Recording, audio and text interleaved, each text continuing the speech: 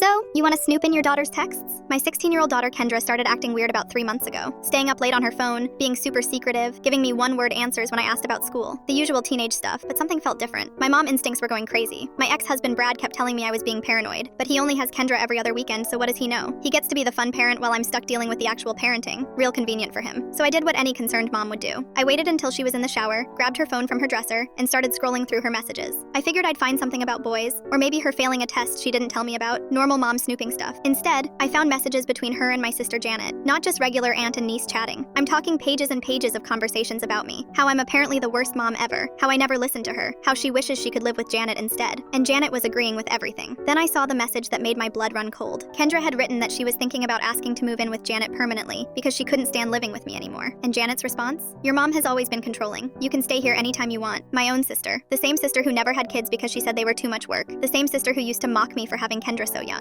Now she was playing cool aunt and turning my daughter against me. I kept reading and it got worse. Janet had been buying Kendra stuff I said no to. Designer clothes, expensive makeup, even helped her get Instagram when I specifically said she was too young. They had this whole secret relationship going on behind my back. The worst part was reading Kendra describe how she felt like she couldn't talk to me, that I always made everything about myself when she tried to open up. That hurt because maybe some of it was true, but seeing it written out like that from your own kid is brutal. When Kendra got out of the shower, I was sitting on her bed with her phone in my hands. She saw me and her face went completely white. She started yelling about privacy and how I had no right, but I cut her off. I told her I knew about her conversations with Janet, about all the stuff they'd been hiding from me, about her wanting to move out. She just stared at me with these angry tears in her eyes and said, "So now you know how I really feel." That's when I made the biggest mistake of all. Instead of trying to understand why she felt that way, I got defensive and angry. I grounded her, took her phone away permanently, and told her she was forbidden from seeing Janet until further notice. Then I called Janet and absolutely lost it on her. Janet told me I was being ridiculous and that Kendra needed someone to talk to since I was clearly not listening. She said I was pushing my daughter away with my controlling behavior and that taking her phone would only make things worse. We ended up screaming at each other until she hung up on me. That was 2 weeks ago. Since then, Kendra barely speaks to me. She comes home from school, does her homework, eats dinner in silence,